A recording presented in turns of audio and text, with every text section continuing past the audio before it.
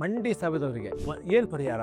ಎಲ್ಲರೂ ಏನು ಅನ್ಕೊಂಡ್ಬಿಟ್ಟಿದ್ದಾರೆ ಈಗ ಆಗಿನ ಕಾಲದಲ್ಲಿ ಅಂತಂದ್ರೆ ಮಂಡಿ ಸೌದಿ ಅಂದರೆ ಮಂಡಿ ರಿಪ್ಲೇಸ್ಮೆಂಟ್ ಮಾಡ್ಕೊಳ್ಬೇಕು ಅಂತ. ಆ ಥರ ಇಲ್ಲ. ಫಸ್ಟ್ ನಾವು ಏನು ಮಾಡಬೇಕು ಅಂತಂದ್ರೆ ನಮಗೆ ಯಾವ ಕಾರಣದಿಂದ ಸೌದಿದೆ, ಯಾವ ಏಜ್ ನಾವು ಇದ್ದೀವಿ, ನಮ್ಗೆ ಎಷ್ಟು ತೊಂದರೆ ಆಗುತ್ತೆ, ಈ 3 ಫ್ಯಾಕ್ಟರ್ ನಾವು ನೋಡ್ಕೊಳ್ಬೇಕು. ತುಂಬಾ ಏಜ್ ಆಗಿದೆ, ಮಂಡಿ ಸೌದಿ ಅಂತಂದ್ರೆ ನಮ್ಮ ಡೇ ಟು ಡೇ ಆಕ್ಟಿವಿಟಿ ಕಷ್ಟ ಆಗ್ತಾ ಇತ್ತು ಅಂದ್ರೆ ಆ ಥರದವರಿಗೆ ರಿಪ್ಲೇಸ್ಮೆಂಟ್ ಮಾಡ್ಕೋಬಹುದು. ಈಗ ಕೆಲವು ಮಿಡಲ್ ಏಜ್ ಇರ್ತಾರೆ, 40 to 60 age, 40 to 70 age group ಇರ್ತಾರೆ, ಮಂಡಿ ಸ್ವಲ್ಪ ಸೌದಿರುತ್ತೆ. ಆ ಥರದವ್ರಿಗೆ ಏನು ಮಾಡಬೇಕು? ಎಕ್ಸರ್ಸೈಸು, ವೇಟ್ ರಿಡಕ್ಷನ್ ಇದನ್ನ ಟ್ರೈ ಮಾಡಬೇಕು. ನಾವು ಕೆಲವರಿಗೆ ಕಾಲು ಬಾಗಿರುತ್ತೆ, ವ್ಯಾರಸ್ ನೀಸ್ ಅಂತ ಹೇಳ್ತೀವಿ, ಕೆಲವೊಬ್ಬರಿಗೆ ಹೊರಗಡೆ ಬಾಗಿರುತ್ತೆ, ವ್ಯಾಲಗಸ್ ನೀ, ನಾಕ್ ನೀಸ್ ಅಂತ ಹೇಳ್ತೀವಿ. ಈ ತರ ಕಾರಣದಿಂದ ಏನಾದರೂ ಕಾಲು ಬಾಗಿದ್ದು ಈ ಏಜ್ ಗ್ರೂಪ್ ಅಲ್ಲಿ ಇದ್ದಾರೆ ಅಂತಂದ್ರೆ ಆ ಥರದವರಿಗೆ ಕರೆಕ್ಟ್ ಸರ್ಜರಿ ಮಾಡಿದರೆ, ಅದು ಕರೆಕ್ಟ್ ಸರ್ಜರಿ ಅಂದ್ರೆ ಆ ಕಾಲನ್ನ ಬಾಗಿರೋದನ್ನ ಸ್ಟ್ರೇಟ್ ಮಾಡಿದರೆ, ಅಲೈನ್ಮೆಂಟ್ ಅನ್ನು ಸರಿ ಮಾಡಿದರೆ ನಾವು ಆ ಮಂಡಿ ಸವಿದನ್ನ ನಿಲ್ಲಿಸಬಹುದು. ಆಮೇಲೆ ಅವ್ರಿಗೆ ನೋವು ಕಡಿಮೆ ಆಗುತ್ತೆ. ಮತ್ತೆ 10-15 ಕೆಲವು ಸಲ 20-25 ವರ್ಷವರೆಗೂ ಅವರು ನೋವೆಲ್ಲರೂ ತಿರುಗಾಡುವಂತ ಒಂದು ವ್ಯವಸ್ಥೆಯನ್ನು ಅವರಿಗೆ ನಾವು ಮಾಡಬಹುದು. ಇದಕ್ಕೆ ರಿಅಲೈನ್ಮೆಂಟ್ ಸರ್ಜರಿ, ಹೈಟಿಬಲ್ ಆಸ್ಟೋಟಮಿ ಅಂತ ನಾವು ಕರಿತೀವಿ. ಈ ಮಾಹಿತಿಯನ್ನು ನೀವು ನಿಮ್ಮ ಗೆಳೆಯರಲ್ಲಿ, ಎಸ್ಪೆಷಲಿ ಮಿಡಲ್ ಏಜ್ ಗ್ರೂಪ್ ನವರಿಗೆ ಯಾರಿಗಾದ್ರೂ ಮಂಡಿ ನೋವು ಆಗ್ತಾ ಇತ್ತು ಅಂದ್ರೆ ಅವರಿಗೆ ಶೇರ್ ಮಾಡಿ ಅವೇರ್ನೆಸ್ ನ ಕ್ರಿಯೇಟ್ ಮಾಡಲಿಕ್ಕೆ ಸಹಾಯ ಮಾಡಿ.